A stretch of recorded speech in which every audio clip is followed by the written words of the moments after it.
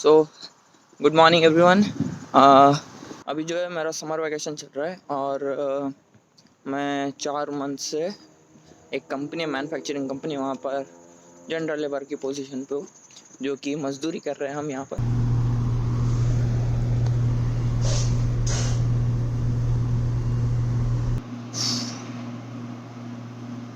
ये जो 4 मंथ का आपको वैकेशन मिलता है, समर ब्रेक कह लो, तो this is the best way to make money for your tuition fees, क्योंकि आप इसमें मे बी 10,000 सेविंग कर सकते हो। इट डिपेंड्स अपॉन यू कि आप कितना काम करते हो।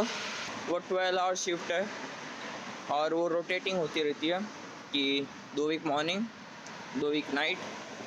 तो दिन में 12 घंटे जॉब, 3 घंटे ट्रैवलिंग, बाकी का जो बचा उसमें खाना पीना, नींद वगैरह वो सब।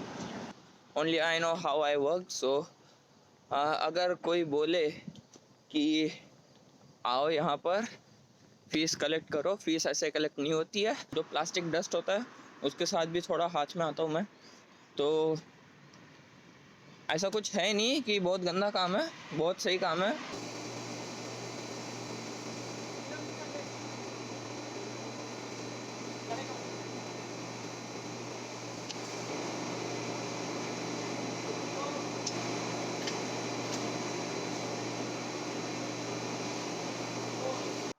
तो अभी बात करेंगे कि ये जॉब मुझे मिली कहाँ से।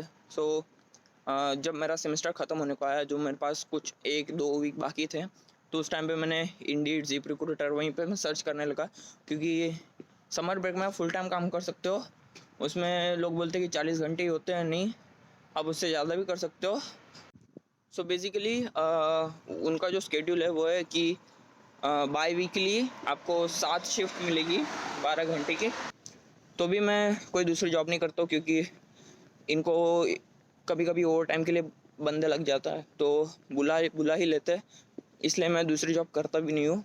बहुत बार तो मैंने कंटिन्यूस कुछ 12-13 दिन जॉब किए वहीं पे। भगवान की कृपा, अभी ऐसी कंपनी मिल गई जहाँ पर ओवर टाइम भी मिल रहा है, अच्छा, वो भी 12 घंटे में। तो ओवर टाइम में आपका पे हो जाता है 1.5 गुना। सो इट्स गुड कि मैंने मेरी 1 साल की फ़ीस जो है वो 90% तक के कवर कर रही है। लेकिन वो कैसे की वो मुझे पता है। अभी लोग बोलेंगे कि नहीं नहीं, हम 8 घंटे की करेंगे, इसमें कवर हो जाएगा 4 महीने में। ऐसा कुछ नहीं है। होगी, डेफिनेटली होगी, आपका खर्चा भी होगा। मेरा पे जो है 20 के पास में, तो जब ओवर टाइम हो जाता है तो 1.5 गुना हो जाता है। तो इट्स गुड, लेकिन ओवर टाइम करोगे तो टैक्स भी उतना कटेगा। मैं कमाता भी हूँ तो कटता भी है।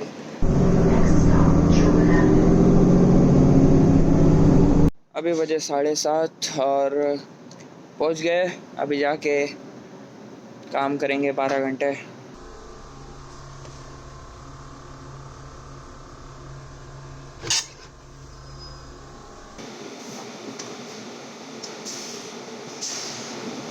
तो बेसिकली यहाँ पे क्या होता है कि प्लास्टिक की पाइप्स जो है वो मैन्युफैक्चर होती है। अलग अलग टाइप की पाइप्स है, 1/2 इंच, 1 इंच, 4 इंच, और अलग अलग साइजेस है, यानी लेंथ है उसकी। तो मशीन में से आती रहती है, हमको उसको पैकेजिंग करनी पड़ती है। कुछ क्रेट्स, पैलेट्स बनाने पड़ते हैं वुडन पे, और उसमें जो है वो स्ट्रैपिंग करना पड़ता है।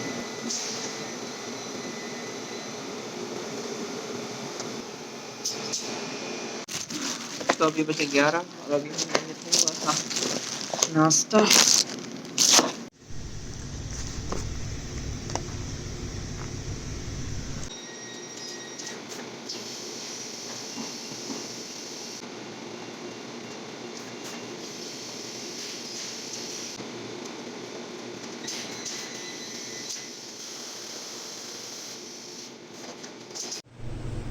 अभी 2 बजे lunch.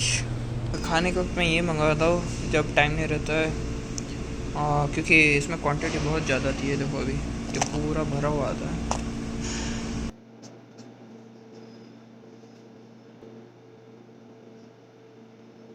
So finally after 12 hours, 12 घंटे के बाद ये जो नज़ारा देखने को मिलता है हो गए टोटल 12, बज गए 8। अभी शायद बस आ रही है 5 या 6 मिनट में। Let's see.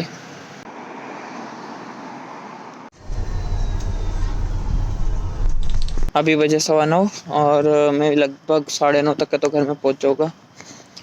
तो ऐसा है, 6:30 को घर से निकला था, अभी 9:30 को पहुंच रहा हूँ। 15 घंटे, हाँ 15 घंटे हो गए। मैं अकेला नहीं हूँ यहाँ पर, काफ़ी स्टूडेंट जो है वो ऐसा करता है। कोई कोई डबल शिफ्ट करता है एक दिन में 2 बार। अभी हम देखेंगे कि जितना काम करते हो उसके हिसाब से आपका जो टैक्स है, आपका पे स्ट्रक्चर है, वो किस तरह से नज़र आता है। बेसिकली जो है सारी कंपनी का अलग अलग होता है कि आपका फेडरल टैक्स कितना कटेगा, एक अलग अलग परसेंटेज होता है सबका। जो मेरा था उसमें मैंने रेगुलर आवर्स जो है मेरे 48 आवर्स, और मेरा जो ये पे 21 का। टोटल मैंने जो वो वीक में जो काम किया उसमें $1000 बने, 1008। ये आप 1 मई से 14 मई तक के मैंने जितना भी काम किया उसका यहाँ पर ये सब लिखा हुआ है। $1008 जो मेरी अर्निंग हुई है ये इसमें जो मैंने काम किया उसमें, और जो फेडरल टैक्स कटा है वो $88 है। उसके बाद जो ईआई कटता है, एम्प्लॉयमेंट इंश्योरेंस, वो है $15, और जो सीपीपी है ये पेंशन का है, और ये 49 लगभग $50 कटा है। ये जो टोटल जो है आपका डिडक्शन आता है 1000 में से, वो 1008 में से वो है $154। मेरा जो टोटल $853 जो है वो मेरे बैंक में आए। ये आपका हो गया नेट पे, ये हो गया आपका ग्रोस पे, और ये हो गया रिटर्न और डिडक्शन। सो आप देखेंगे तो ये टोटल 15% जो है वो मेरा टैक्स कटा है इसमें, जो 40 आवर्स मैंने काम किए। तो सारी कंपनी का अलग अलग होता है। ये मेरा जो रेगुलर आवर था उसका है। अभी मैं आपको ओटी आवर्स का दिखाता हूँ। ये जो पे स्टॉप है ये मेरा ओटी है, जो कि ओवर टाइम मैंने जिसमें किया था। तो ये 15 मई से 28 मई के बीच में मैं काफ़ी शिफ्टें ले रहा था उस टाइम पे, क्योंकि अवेलेबल थी। रेगुलर आवर्स जो थे मेरे वो 120 आवर्स, जो 10 शिफ्ट अगर मैं 12 के हिसाब से लेके चलूँ 10 शिफ्ट हो गई। और जो ओटी आवर्स है उसमें 25.5 आवर्स जो मैंने इसमें किए, और स्टेट हॉलीडे। अगर आप कनाडा डे या थैंक्स गिविंग, विक्टोरिया डे, ऐसे जो यहाँ पर दिन होता है स्टेट डे कहा जाता है, तो उस दिन वहाँ पर छुट्टी होती है, और आपका जो पे है वो ऑटोमेटिकली 1.5 गुना होता है। मैं एजेंसी के थ्रू था तो मेरे को वो नहीं मिल रहा था, तो यहाँ पर उन्होंने 21।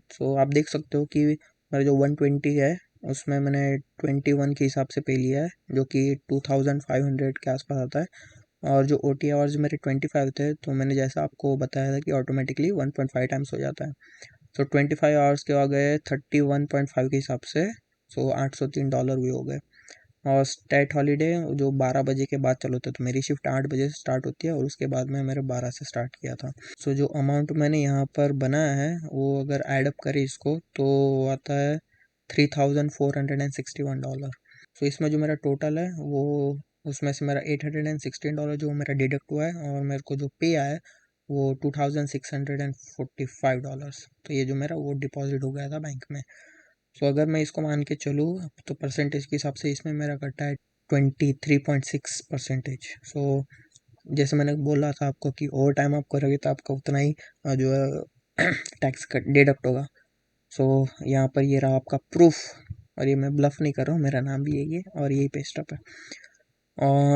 अब हम बात करेंगे जो मेरा लास्ट था, और मैंने जो टोटल इनकम जनरेट की है।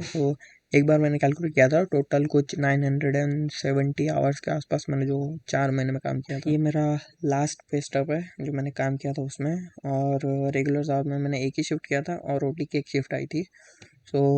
टोटल 24 आवर्स, उसमें से ओटी का 31.5 का पे, और जो अमाउंट डिडक्ट हुई है सॉरी, ये टोटल इसका है।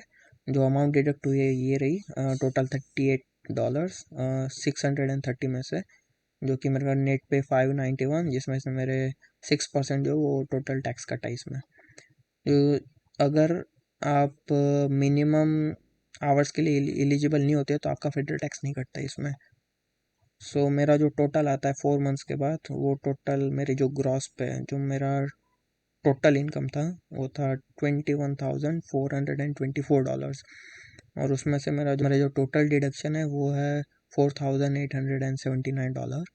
और जो मेरा नेट पे जो मेरी इनकम मेरा कटने के बाद जो हाथ में आई है वो $16,544। तो ये जो है 4,800, इसमें से जो है वो आपका T4 जब आप टैक्स फाइल करते हो, तो मैंने जो T4 भरा था उसमें से मैं आपको दिखाता हूँ। ये फेडरल टैक्स है।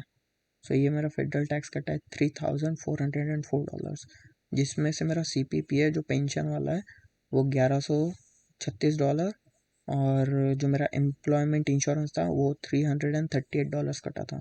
सो ये इसका ब्रेकडाउन है कि मैं जितना मैंने इनकम किया है उसमें से मेरा फेडरल कितना कटा है, मेरा CPP और मेरा जो EI है वो कितना कटा है। सो मैंने जो फाइल किया था वो 21,424 के बेसिस पे मैंने फाइल किया था। और लोग कहते हैं कि आप स्टूडेंट पे आप जितना फाइल करते हो उतना आपको रिटर्न मिलता है। तो मेरा अगर हम देखें तो ये जो CPP और EI है वो आता नहीं है। सो मेरा 3,404 था, इसमें से मेरे को 3,000 जो मेरे को रिटर्न आया था। सो 21,000 देख के आपको बहुत ज़्यादा खुशी हुई होगी क्योंकि it's a lot of money. But जो सच्चाई है वो ये है कि उसमें से जो 21,000 थे उसमें से मैंने 18,000 जो मेरी कॉलेज की फीस है वो मैंने पे की थी। सो आप समझ सकते हो। सो बेसिकली जो है वो ये वीडियो आप अपने दोस्तों को या फिर पेरेंट्स वगैरह को शेयर कर सकते हो, क्योंकि ये आपको एक आइडिया देगा कि आप किस तरह से काम करते हो और किस तरह से आपको रिटर्न मिलता है। I hope it helps you and thanks a lot.